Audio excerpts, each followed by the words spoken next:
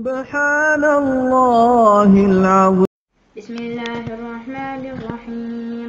الرحمن علم القرآن خلق الإنسان علمه البيان.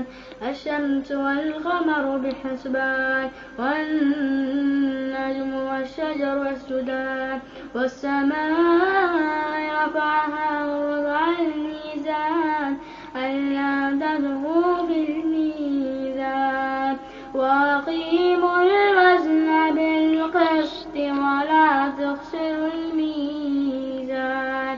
والأرض وضعها للأنام فيها فاكهة والنخل ذات الأكمام والحب ذو العصف والريحان. فبأي آلاء ربكما تكذبان؟ خلق الإنسان من صلصال كالفخار وخلق الجان من مارج من نار. فبأي آلاء ربكما تكذبان؟ رب المشرقين ورب المغربين. فبأي آلاء ربكما تكذبان؟